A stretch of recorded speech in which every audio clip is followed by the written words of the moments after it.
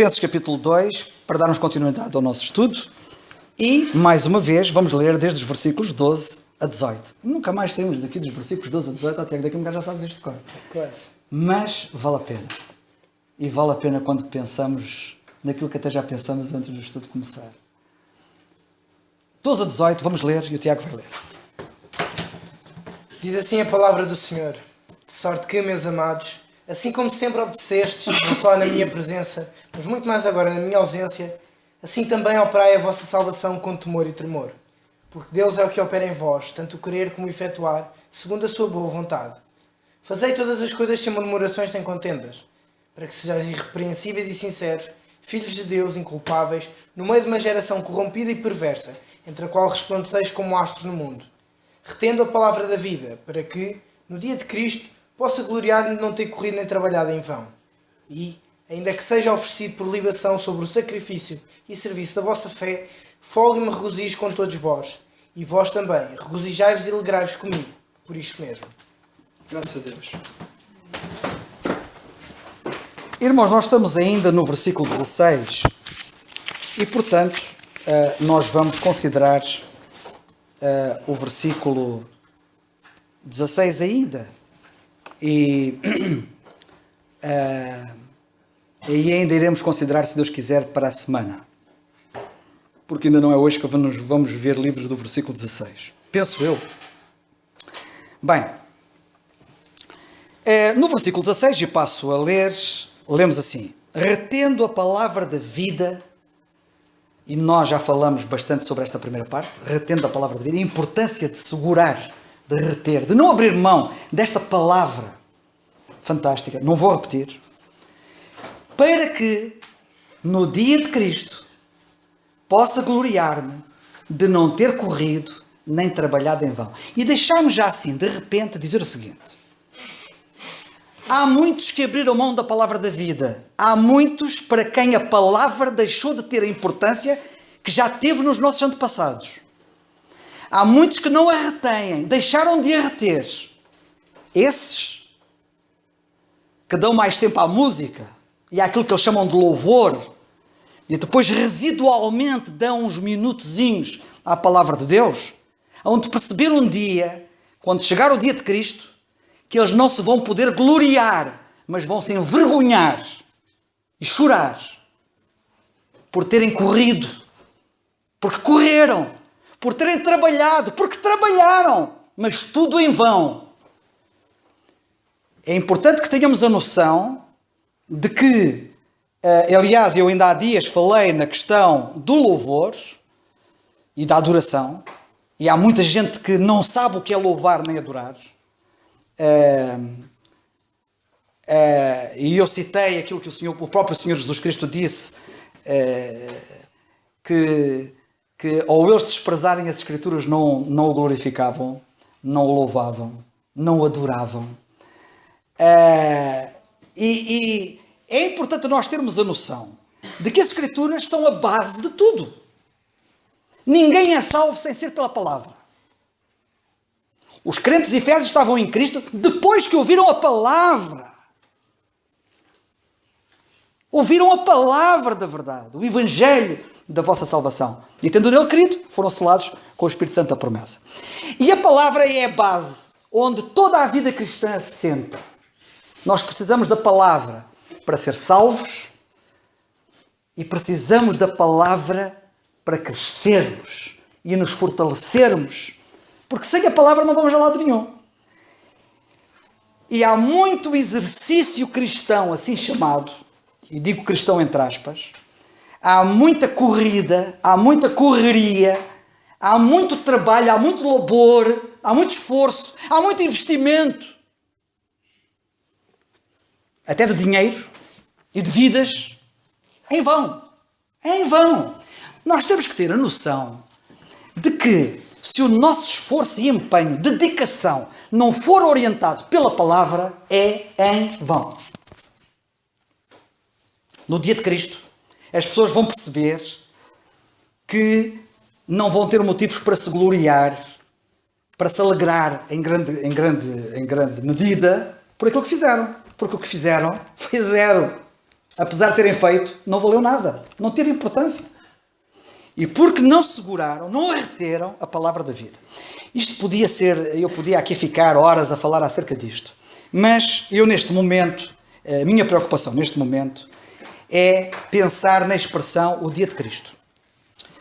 Para que no dia de Cristo possa gloriar. A Bíblia fala de vários dias. Há dias que a Bíblia fala definindo-os com muita clareza, como este, o dia de Cristo. E nós percebemos o que é que isso quer dizer. Há outros dias, como por exemplo, o dia do Senhor, que é um dia diferente do dia de Cristo. E depois havemos de ver as diferenças.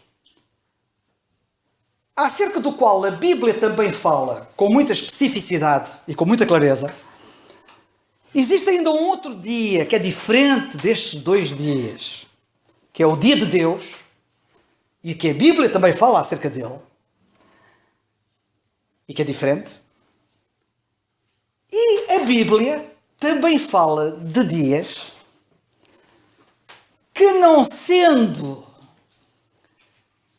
biblicamente falando, caracterizados, ou definidos, ou referidos como dias de qualquer coisa, são dias de qualquer coisa.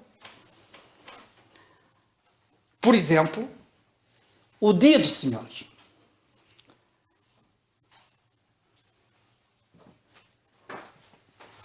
Nós, quando lá chegarmos, eu falarei o que é que a Bíblia se refere ao dia do Senhor.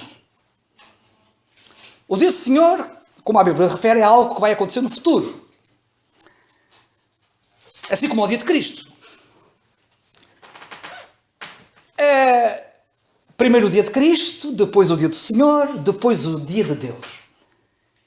Mas, deixai-me dizer, o dia do Senhor é caracterizado por ser o dia do Senhor, porque o Senhor, mais do que nunca e como nunca, vai tomar as rédeas do mundo e ninguém vai ter dúvidas de que aquele dia é mesmo do Senhor. Porque Ele vai pôr e dispor. E aquele Deus aparentemente ausente e distante do presente vai ser bem presente e próximo da humanidade nesse período chamado o dia do Senhor. Mas há um período nas Escrituras anterior ao nosso tempo, e deixai-me dizer ao tempo que nós estamos a viver no presente, que é o presente período da dispensação da graça de Deus. Há um período anterior ao nosso. Não imediatamente anterior ao nosso, mas anterior ao nosso. Bem lá para trás. Que também o dia era do Senhor. Embora a Bíblia não o caracterize como sendo o dia do Senhor. Porque o dia do Senhor é definido na Bíblia como um dia futuro. Mas, num certo sentido, no passado, houve um período que também era dia do Senhor. E refiro-me ao tempo em que a nação de Israel conheceu uma teocracia. Quem governava a nação era o próprio Deus. E o dia do Senhor, no futuro,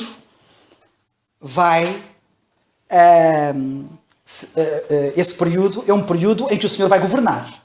E enquanto houve um período no passado em que o Senhor governou diretamente o seu povo, sendo esse facto definido como sendo uma teocracia quer dizer um governo de Deus, é diferente da democracia, que é o governo do povo.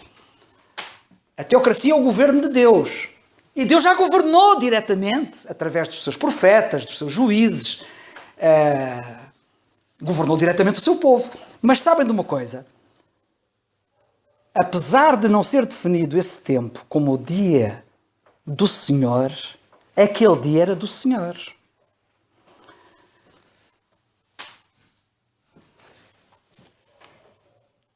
Da mesma forma, ou por outro lado,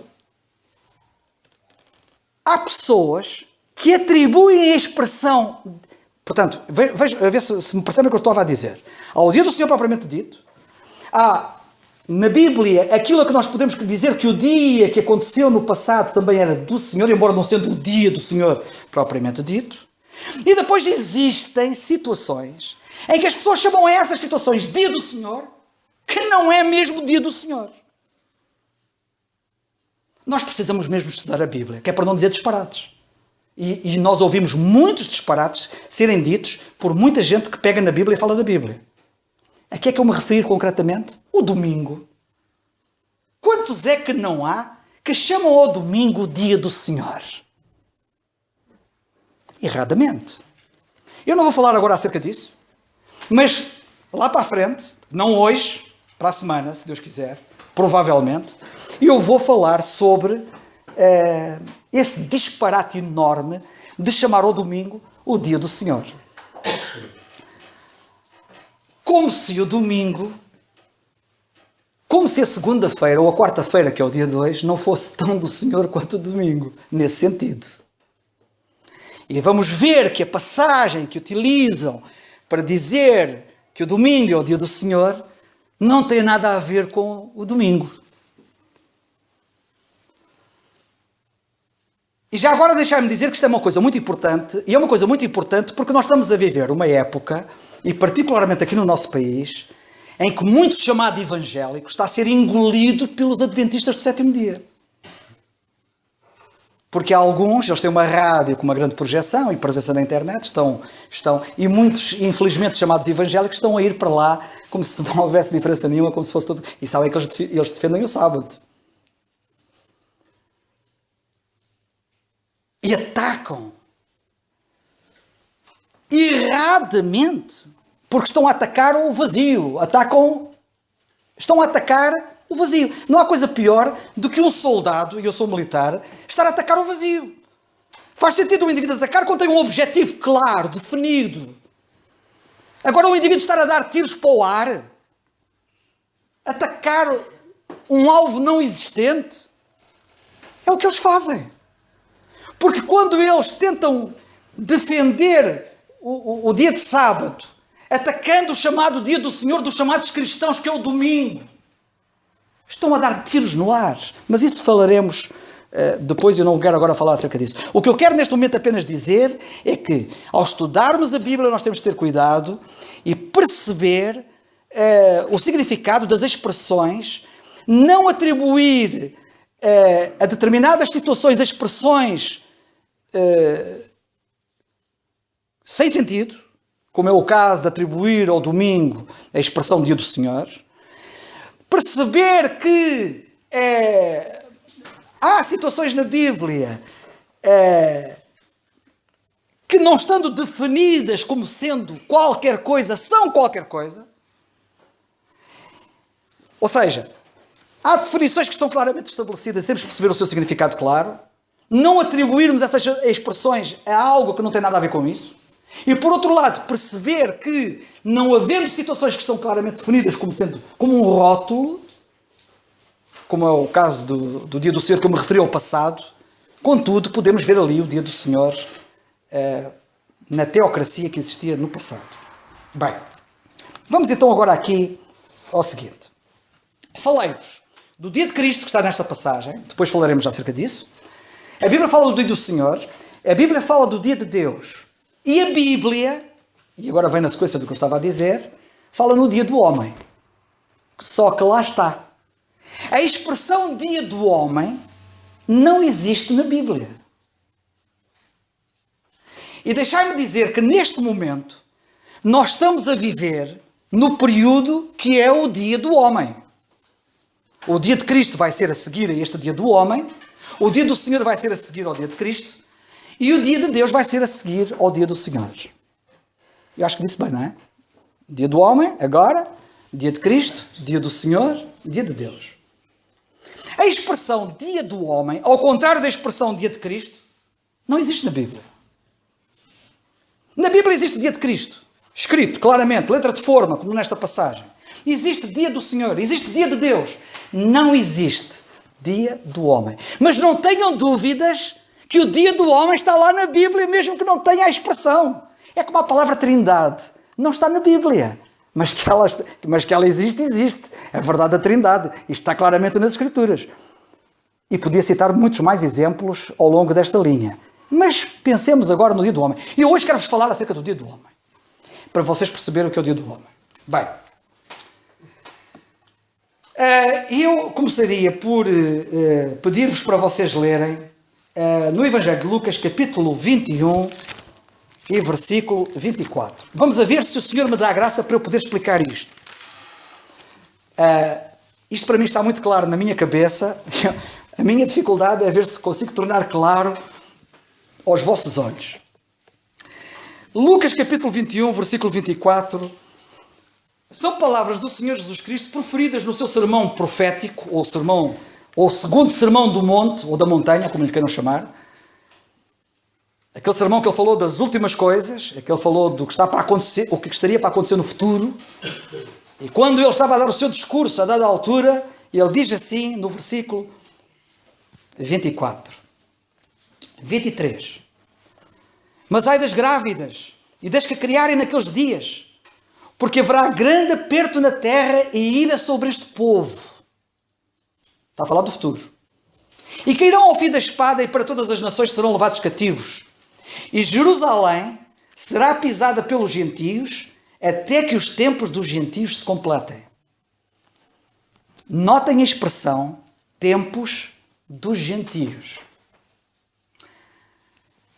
Deixai-me dizer que a expressão tempos dos gentios é uma expressão que ocorre nas Escrituras e que significa o dia do homem. É os tempos dos gentios. E deixai-me dizer desde já à cabeça uma coisa muito importante. A Bíblia não diz que é o tempo dos gentios. A Bíblia fala no plural, diz que é os tempos dos gentios. O que significa que é um período de tempo que abrange várias dispensações. O dia do homem, como vocês vão ver também relativamente ao dia do Senhor, é um período de tempo, não é um dia de 24 horas. E o dia do homem é um período de tempo que abarca várias dispensações.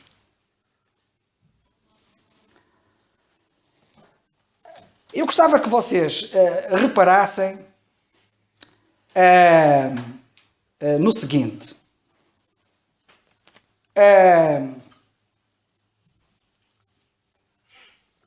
Os tempos dos gentios começaram quando Nabucodonosor tomou conta de Israel. Quando o Império Babilónico arrasou Jerusalém e os judeus foram levados para o cativeiro, foi aí que começou os tempos dos gentios. E os tempos dos gentios ainda não acabaram. E por isso é que a Bíblia chama-lhe tempos. Aquilo não abrange apenas um tempo, abrange vários tempos. E desde Babilónia até ao presente período que está a decorrer os tempos dos gentios. E é desde Babilónia e é em Babilónia que começa o dia do homem. Em que o homem põe e dispõe. Foi ali que Deus entregou politicamente o governo da terra ao homem. E eu quero chamar a vossa atenção para isto, porque isto é muito importante. Já agora, os tempos dos gentios começam com guerra e fome. E terminam com guerra e fome. Eu peguei aqui nos tempos dos gentios, na expressão os tempos dos gentios, em Lucas, no capítulo 21, porque a Bíblia diz aqui: cairão ao fio da espada e para todas as nações serão levados cativos e Jerusalém será pisada pelos gentios. Até que os tempos dos gentios se completem, ou seja, se acabem.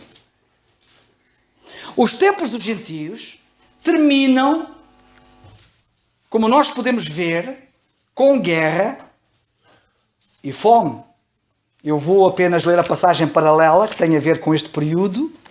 Nós lemos em Lucas, mas eu vou ler a passagem paralela a esta mesma passagem em Mateus, no capítulo 24.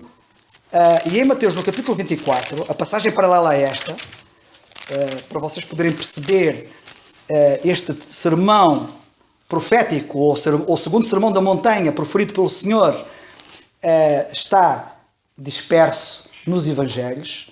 Portanto, Mateus fala acerca do que é que o Senhor disse nessa altura, Marcos também fala, Lucas também fala. E quando vamos ver Mateus falar acerca disso, nós lemos assim nos versículos 3 a 13, lemos assim: E estando assentado no Monte das Oliveiras, chegaram a ser os seus discípulos em particular, dizendo: Diz-nos, quando serão estas coisas, e que se dá a lavrar da tua vinda e do fim do mundo? É disto que ele está a falar. E ele disse, e Jesus respondeu e disse-lhes: Acautelai-vos que ninguém vos engane, porque muitos virão em meu nome, dizendo eu sou o Cristo, e enganarão muitos. Notem, e ouvireis de guerras e de rumores de guerras. Olhai, não vos assusteis, porque é mistério que isso tudo aconteça, mas ainda não é o fim. E se levantará nação contra nação e reino contra reino, e haverá fomes. Fome e guerra são duas características que estão associadas ao fim deste período que é os tempos dos gentios. Peste e terremoto em vários lugares. E depois nós lemos por aqui abaixo, etc. E temos aqui muita coisa escrita acerca disto, que agora não vamos analisar. Mas eu quero chamar a vossa atenção para o fim dos tempos dos gentios. Nós lemos também, no segundo livro, já agora, Apocalipse capítulo 6. Em Apocalipse capítulo 6, no livro do Apocalipse capítulo 6, lemos também acerca deste período. E eu passo a citar o que está aqui escrito em Apocalipse 6. Quando nós lemos assim, esta passagem de Apocalipse 6 é paralela àquela de Mateus 24 e àquela outra passagem de Lucas, capítulo 21. E em Apocalipse, capítulo 6, lemos assim: Havendo o cordeiro aberto um dos selos, olhei e ouvi um dos quatro animais que dizia, como em voz de trovão: Vem e vê. E olhei, e eis um cavalo branco. Versículo 3. E havendo aberto o segundo selo, ouvi o segundo animal que dizia: Vem e vê. E saiu outro cavalo vermelho. E ao que estava sentado sobre ele foi-lhe dado que tirasse a paz da terra, guerra. E que se matassem uns aos outros. E foi-lhe dada uma grande espada. E depois nós lemos no versículo 5. Havendo aberto o terceiro selo, ouvi dizer ao terceiro animal, perdão, vem e vê. E olhei, e eis um cavalo preto, que é fome. E o que sobre ele estava assentado tinha uma balança na mão. E ouvi uma voz no meio dos quatro animais que dizia: Uma medida de trigo por um dinheiro, que é caríssimo. E 3 medidas de cevada por um dinheiro, que é caríssimo. E não danifiques o azeite e o vinho. Fome. Guerra e fome.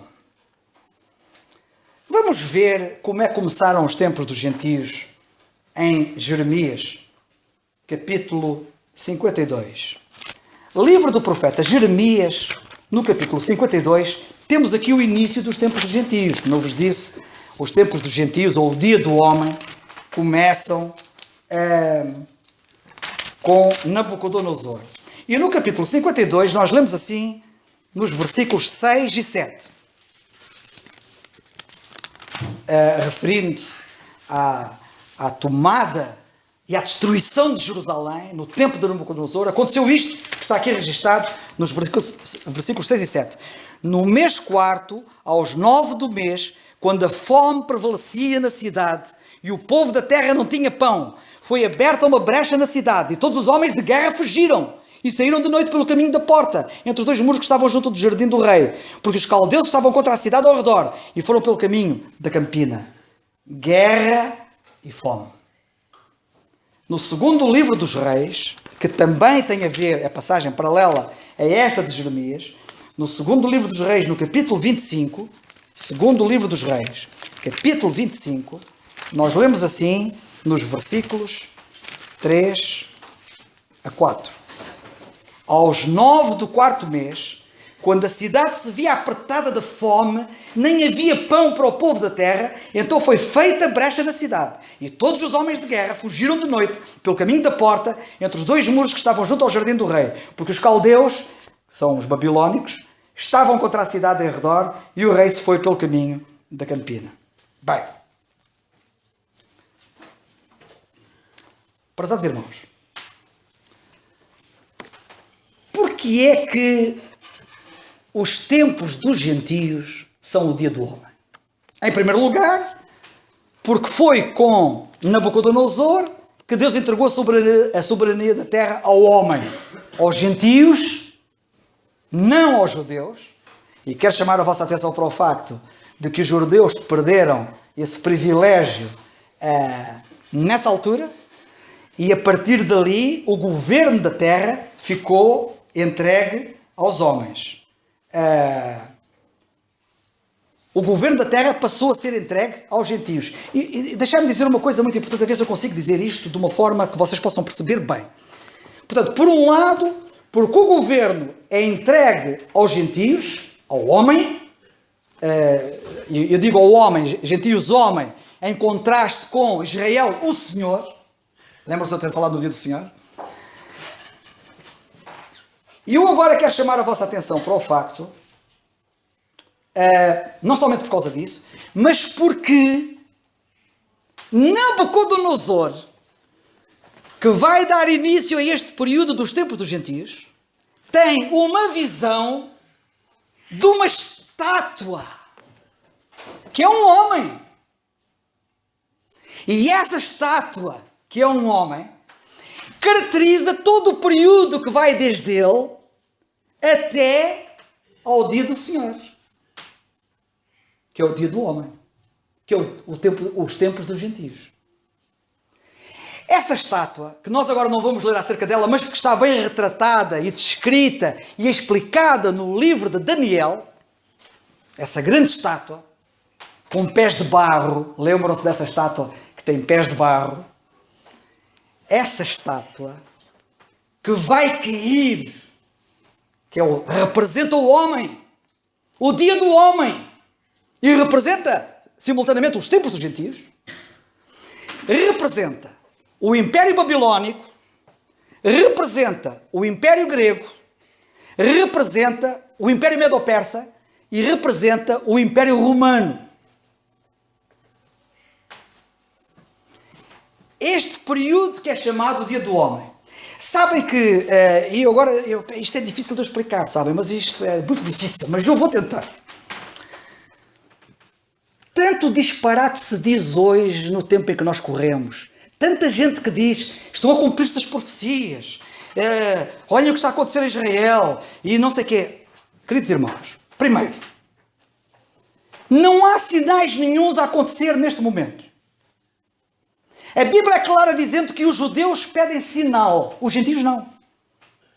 Quem anda por sinais é o povo judeu. Este não é o tempo dos sinais, pela simples razão de que Deus não está a falar neste momento ao povo dos sinais.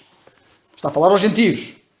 E por isso não há sinais de nenhuma espécie. Nem há sinais milagres de curas e línguas e coisas do género.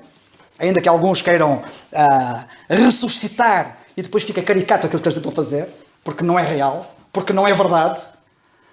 E não há sinais nos céus de nada que esteja a acontecer que indique que o Senhor está próximo. Porque o período que nós estamos a viver é o período dos tempos dos gentios. E estes indivíduos que deturpam a Bíblia, quando falam dela e tentam dizer que hoje está a acontecer isto e está a acontecer aquilo e que não está nada a acontecer, tudo quanto aconteça pode acontecer ao contrário. O facto de Israel ter se fundado como Estado em 1947, se não estou em erro, não quer dizer, não foi cumprimento de nenhuma profecia. Israel foi para lá como Estado, como pode sair de lá amanhã. Não foi em fé que eles foram para lá. Não foi em reconhecimento do Messias que eles foram para lá. Foi em incredulidade. Eu podia falar muito ao longo desta linha. Mas há uma coisa que estes peritos em profecia têm um problema para descalçar. É que a estátua do tal homem que Daniel fala, e que fala dos vários impérios que se foram sucedendo na história, começando com o babilónico, e que termina no Império Romano, tem um problema. Porque o Império Romano, explicado no livro do Apocalipse, no capítulo 13, através daquela besta que sobe do mar, no versículo 11, se não estou em erro,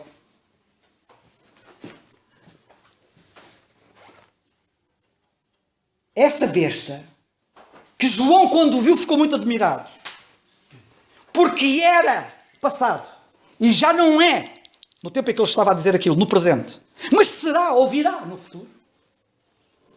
E que tem a ver com o Império Romano restaurado, que é o Império Romano que existiu, que caiu, mas que vai ressurgir no futuro. E eles não têm como explicar este hiato no tempo, que é o período parentético da graça de Deus, da dispensação da graça em que nós vivemos.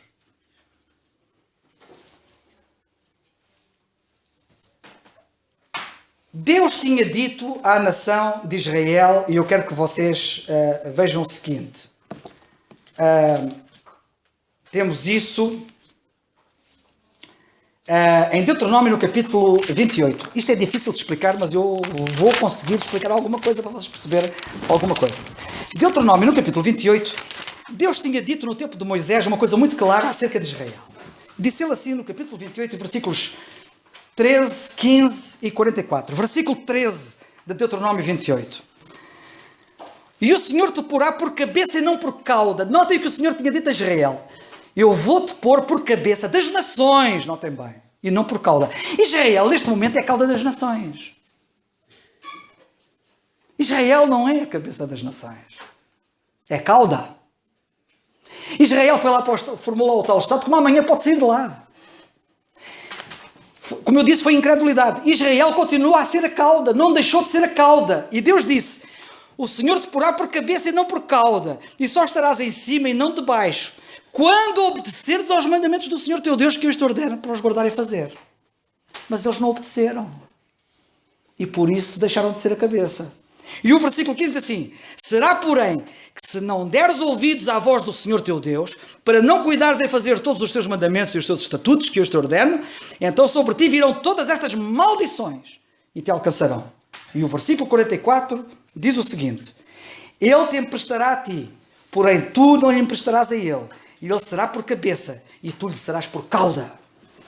Isto para resumir, que eu também não tenho aqui todo o tempo do mundo para estar a explicar isto.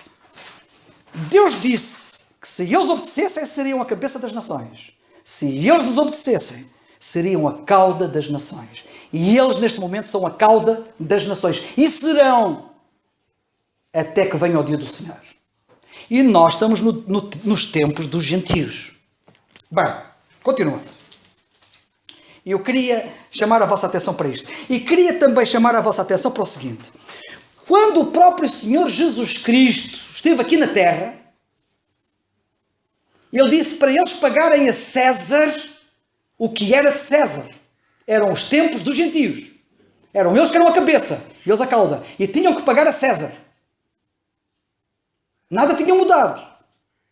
Os templos dos gentios estavam a correr, e o Senhor Jesus Cristo fala dos templos dos gentios e diz que eles só se vão concluir naquele período quando houver fome e guerra.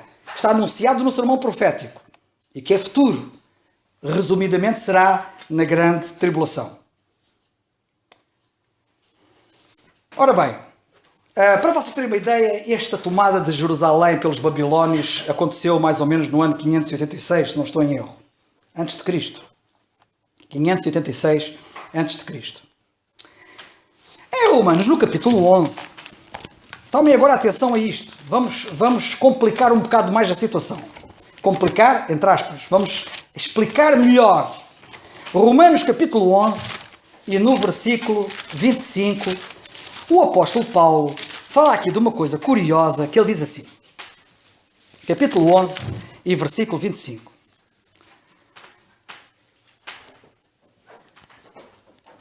Porque não quero, irmãos, versículo 25, não quero, irmãos, que ignoreis. Eu lamento imenso que a maior parte dos cristãos assim chamados são os ignorantes, mesmo depois de Paulo ter escrito o que escreveu. E eu não quero que ignoreis, mas eles ignoram. A maior parte, eu vou dizer uma coisa, olha, se fôssemos falar com a maior parte dos que se chamam cristãos, ignoram tudo isto que eu acabei de falar. E sabem o que é que ele disse? Que não queria que os crentes ignorassem. Este segredo, que é um mistério. A verdade do mistério que tantas vezes temos referido e falado, que é este período parentético de graça, que é a dispensação da graça em que estamos a viver. Para que não presumais de vós mesmos, Depois diz ele assim: não quero que ignoreis este segredo, que o endurecimento, e o segredo inclui o endurecimento de Israel, porque Israel está endurecido. Israel desobedeceu. Israel tornou-se a cauda. Israel ficou endurecido. E está endurecido. E continua endurecido. O endurecimento veio em parte sobre Israel. Agora, diz Paulo, vocês não pensam que eles vão ficar assim endurecidos para sempre. Mas o endurecimento veio em parte sobre Israel. Até, e este endurecimento diz até que a plenitude dos gentios haja entrado. Agora não temos aqui os tempos dos gentios. Temos a plenitude dos gentios. E o que é a plenitude dos gentios? Não tem a ver com o governo dos gentios. Disso já falamos nós. O governo dos gentios começa com Nabucodonosor e só terminará quando o Senhor vier estabelecer o seu reino na terra. Até lá, até o Senhor vir à terra estabelecer o seu reino na terra, nós estamos nos tempos dos gentios. Portanto, a grande tribulação que precede a vinda do Senhor à terra é tempos dos gentios. A dispensação da graça de Deus é tempo dos gentios. E para trás da dispensação da graça, até Nabucodonosor, é tempos dos gentios. O que é a plenitude dos gentios? É o programa da salvação. Nós temos os tempos dos gentios, aquilo que nós podemos chamar, nós temos na Bíblia os tempos dos gentios politicamente, e politicamente estamos a falar do governo dos gentios, que é o dia do homem, politicamente, e temos o tempo dos gentios espiritualmente. Porque espiritualmente os tempos dos gentios não se iniciam coincidentemente com os tempos dos gentios politicamente. O começo dos tempos dos gentios politicamente é com Nabucodonosor, mas não é com Nabucodonosor que começam os tempos dos gentios. Espiritualmente. E também não é no fim da grande tribulação que terminam os tempos dos gentios espiritualmente. É que Paulo chama a plenitude dos gentios. A plenitude dos gentios é mais do que o governo político. É algo mais do que isso. É espiritual. O que é? O que é que disse o Senhor Jesus Cristo? Já estamos a falar depois de Nabucodonosor. Estamos a falar tanto quanto o Senhor estava na terra. O que é que ele disse? O que é que está escrito em João no capítulo 4? Ele não disse que a salvação vem dos judeus. Disse ou não disse? A salvação vem dos judeus. Vamos ver. João 4, 22. Em João, no capítulo 4, e no versículo 22, vocês desculpem-me de eu estar a estender um bocado no tempo, mas eu não posso parar isto neste período, porque é para explicar isto direitinho, senão vocês depois não... Pegar nisto outra vez é difícil. 4, 22, lemos assim: vós adorais o que não sabeis, nós adoramos o que sabemos, porque a salvação vem dos judeus. Palavras do Senhor Jesus Cristo. A salvação vem dos judeus. Ouviram bem? A salvação vem dos judeus. Espiritualmente, os tempos, tanto quanto no tempo do Senhor Jesus Cristo, não era dos gentios, era dos judeus. Porque a salvação vem dos judeus. No tempo em que o Senhor estava na terra, a salvação vinha dos judeus. Portanto, espiritualmente, não era tempos dos gentios. Os tempos dos gentios espiritualmente começam quando Deus pôs a nação de Israel espiritualmente de parte e começou a dispensação da graça de Deus. E aí, desde o início desta dispensação, os tempos dos gentios passaram a ser espiritualmente dos gentios também. Não apenas politicamente, mas espiritualmente. E então, os tempos dos gentios atingiram a plenitude. Quando não foram, não eram, quando passaram não só a ser tempos dos gentios politicamente, mas tempos dos gentios espiritualmente. Isto foi a plenitude. Isto foi atingir o máximo. Deixa-me fazer uma pergunta. A salvação agora vem dos judeus? Vem? Vamos ler o que a Bíblia diz. Atos dos Apóstolos, capítulo 15. Depois do apóstolo Paulo se ter convertido. E tanto quanto Atos capítulo 15, ele converteu-se em Atos capítulo 9. E o Senhor lhe deu a dispensação da graça de Deus. E ele começa a pregar. Sabem o que é que ele disse? Quando teve uma reunião importante com os líderes judaicos em Jerusalém, para definir e decidir coisas importantes acerca do futuro do programa de Deus com a sua igreja aqui na terra. Sabem o que é que ele disse? Vamos assim. Bem, eles reúnem-se em Jerusalém. Paulo e Barnabé estão nessa reunião. Vão expor aos crentes judeus as mudanças que se operaram, produzidas por Deus, para que eles percebam, entendam e aceitem. E a dada altura, lemos no versículo 6. Congregaram-se, pois, os apóstolos e os anciãos para considerar este assunto. E digo-vos que as coisas não foram fáceis, porque diz o versículo 7 que houve uma grande contenda. Estavam a acontecer grandes mudanças. A salvação agora ia deixar de vir dos judeus. E houve uma grande contenda. E Pedro teve que intervir. Claro que tinha que ser alguém com autoridade do lado dos judeus para intervir e pôr ordem na casa e para as coisas amenizarem e endireitarem e irem de acordo com o rumo que Deus queria. E o versículo 7 diz assim: havendo grande contenda, levantou-se Pedro e disse-lhes, tremendo este discurso de Pedro, varões e irmãos, isto tem peso ainda mais porque vem de Pedro.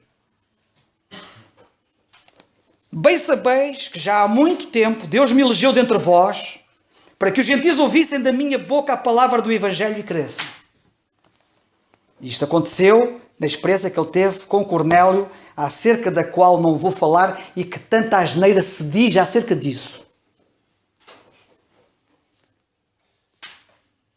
Deixai-me só dizer, neste momento, que a experiência que Pedro teve com Cornélio, que não foi da vontade de Pedro que acontecesse, porque Pedro não queria ir a Cornélio, porque Cornélio era gentio, e foi obrigado pelo Senhor a ir a Cornélio, através daquela visão que ele teve do lençol, que desceu com aqueles animais impuros, símbolo dos gentios.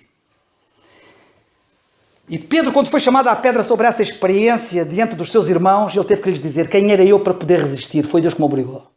E porquê é que Deus o obrigou? Paulo não se converteu em Atos 9? Como é que o ministério de Paulo, o apostolado de Paulo para com os gentios ia ser aceito por eles? Como é que ele iria ser aceito por eles se Pedro não tivesse esta experiência? Obrigado! Contra a vontade! Foi para perceber que Deus estava a operar a mudança, para todos eles poderem perceber. E Pedro faz referência a isto. Vocês sabem como Deus nos elegeu. E diz ele assim, versículo 8. E Deus, que conhece os corações, lhes deu testemunho, dando-lhes o Espírito Santo, assim como também a nós. Portanto, aquilo que aconteceu com os gentios tem chancela divina. E ninguém pode negar. Ouviram bem? Eles também receberam o Espírito Santo como nós, judeus. E não fez diferença alguma entre eles e nós. Coisa que havia. Havia diferença entre judeus e gentios. Até no templo em Jerusalém havia o pátio dos gentios, que era até onde eles podiam ir e não podiam ir além disso. Purificando os seus corações pela fé. Deixaram de ser impuros, como aqueles animais que ele viu na visão. Agora, tomem atenção, Pedro a falar, agora, não antes, agora, pois, conclusão. Porque tentais a Deus pondo sobre a cerviz dos discípulos um jugo que nem nossos pais nem nós podemos suportar. Mas, agora, queremos. Está aqui uma declaração de fé. Queremos. O que é que ele diz aqui? Queremos. Está a falar à audiência dele, que são judeus. Nós, judeus, entenda, subentenda-se, queremos que seremos salvos pela graça do Senhor Jesus Cristo, que era o que Paulo pregava, como eles também. O que é que ele está aqui a dizer? Vou repetir, e vou repetir dizendo o seguinte, ou, aliás, vou vou traduzir o que ele está aqui a dizer com a ênfase, como está aqui escrito. Irmãos judeus, nós agora somos salvos como os gentios. Não são os gentios que são salvos como os judeus, porque no passado os gentios eram salvos como os judeus, mas agora não, irmãos. Agora nós judeus somos salvos como os gentios. O paradigma são eles. É o tempo dos gentios espiritualmente.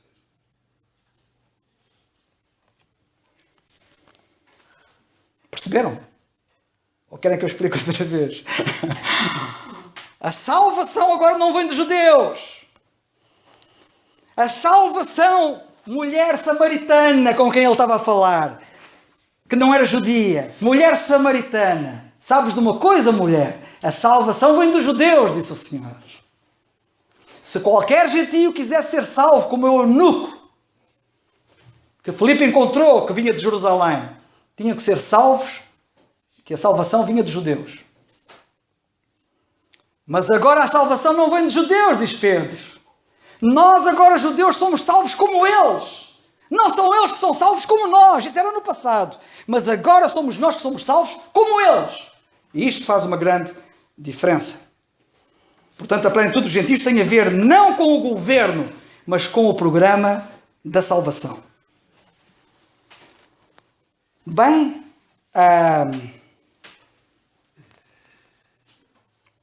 penso que disse basicamente tudo o que eu queria dizer. Espero ter sido claro e espero que nós agora olhemos de maneira diferente, corretamente, para o que Deus diz na Bíblia, interpretando bem as Escrituras. Portanto, deixar-me dizer o seguinte: a estátua do tal novo homem, perdão, não é do novo homem, do homem, da visão de Nabucodonosor, de Babilónia, a estátua ainda não caiu. A estátua ainda não caiu. O Império Romano que morreu. Quero-vos dizer que quando... As pessoas têm que perceber isto. Quando a dispensação da graça começou,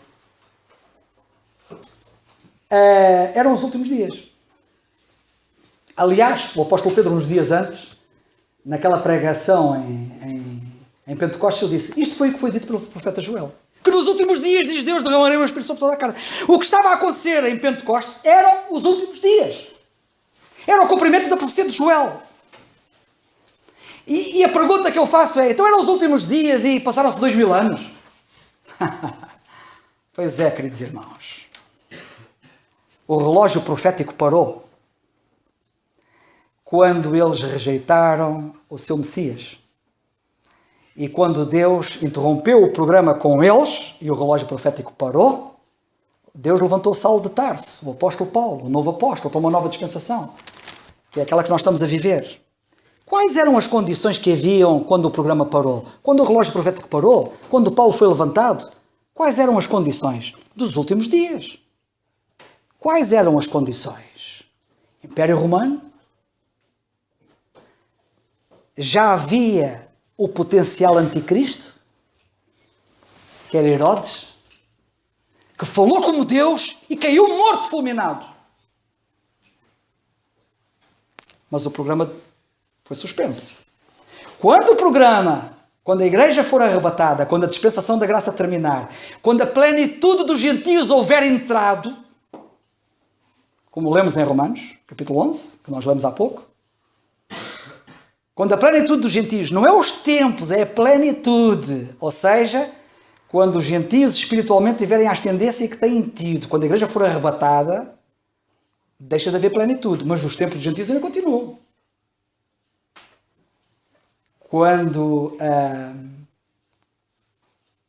a igreja for arrebatada, as condições que vão se reunir são exatamente as mesmas onde o relógio profético parou. O que é que havia? Império Romano. Não havia? Pois por isso agora podemos perceber porque é que Apocalipse diz que o Império Romano vai ser restaurado. Porque o programa profético vai continuar a correr. E vai correr onde parou. E o anticristo vai surgir então. ele já potencialmente existia, através de Herodes. E lá corre a linha profética outra vez, com os tempos dos gentios, até que o Senhor venha mesmo à terra e comece o dia do Senhor. Mas sobre isso, sobre esses pequenos detalhes, falaremos depois. Mas isto é importante perceber isto, irmãos. É mais importante que aquilo que possam imaginar. E eu vou-vos dizer uma coisa muito importante que está na carta aos Tessalonicenses, e vamos terminar hoje por aqui. Na carta aos Tessalonicenses, sabem que há crentes. Eu acho curioso. Há crentes que, para justificar a sua ignorância, desvalorizam a palavra de Deus. Aliás, não admira haver tanto ignorante, não é? Quando a Bíblia deixa de ter a importância que devia ter, quando é reservado para a palavra de Deus um pequeno período que insignificante e para dar leite às pessoas, não admira que depois as pessoas sejam todas ignorantes. Não é? Não admira. E não admira depois haver discursos como este que eu já vou dizer, porque é para justificar a sua ignorância. E qual é o discurso? Que é errado. Sabe o que é que alguns dizem? Isso das profecias, o que está para acontecer, o que aconteceu, isso não é importante. O que é importante é ganhar almas, o que é importante é tudo e mais alguma coisa. Menos isso, as profecias não é importante. Irmãos, só fala nestes termos quem quer justificar a sua própria ignorância e querer acalmar a voz da sua consciência. Quem é que disse que as profecias são menos importantes que o resto? O apóstolo Paulo, na carta aos Tessalonicenses, diz assim, capítulo 5, primeira carta, versículo 20. Não desprezeis as profecias, mas alguns parece que as desprezam. Não desprezeis as profecias. Eu disse que isto terminava, vou terminar depois de dizer o que eu vou dizer. O apóstolo Paulo, depois de ter escrito isto no fim desta carta, escreveu uma segunda carta. Se vocês olhem com atenção a segunda carta aos Tessalonicenses, o apóstolo Paulo fala acerca do anticristo.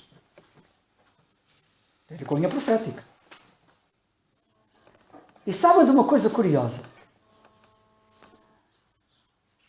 O apóstolo Paulo quem evangelizou os Tessalonicenses foi o apóstolo Paulo. O apóstolo Paulo esteve em Tessalónica cerca de 15 dias, 3 semanas no máximo. Arrebentou uma perseguição de tal ordem que Paulo teve que sair rapidamente, precipitadamente de Tessalónica. E depois escreveu as cartas que nós sabemos aos Tessalonicenses. Esteve apenas cerca de 15 dias com eles. Eles convertem-se e ele está com eles durante os primeiros 15 dias, 3 semanas de nova vida em Cristo que estes crentes tessalonicenses têm. Quando o apóstolo escreve a segunda carta a eles, ele faz referência ao tempo em que ele esteve com eles, aqueles 15 dias, 3 semanas. E ele diz assim, na segunda carta, no capítulo 2, diz ele assim,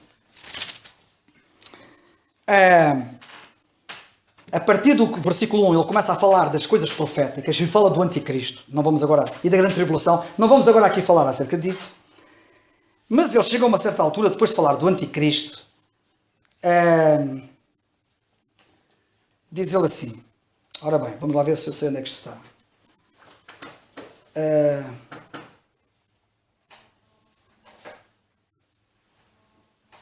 Capítulo 2, diz ele assim no versículo 4, diz ele assim, versículo 3. Ninguém de maneira alguma vos engane, porque não será assim, sem que antes venha a apostasia e se manifeste o homem do pecado, o filho da perdição. Está a falar do anticristo. O qual se opõe e se levanta contra tudo o que se chama Deus. Está a falar da profecia, anticristo. Ou se adora, de sorte que se assentará como Deus, no templo de Deus, querendo parecer Deus, tal como Herodes fez. Que era o potencial anticristo, lembram-se? Vai ser o anticristo. Depois diz assim no versículo 5. Não vos lembrais de que estas coisas vos dizia quando ainda estava convosco? Vocês não se lembram que eu falei-vos disto? Quando eu ainda estava convosco? Quando ele esteve com eles, foram os primeiros 15 dias ou 3 semanas da sua conversão.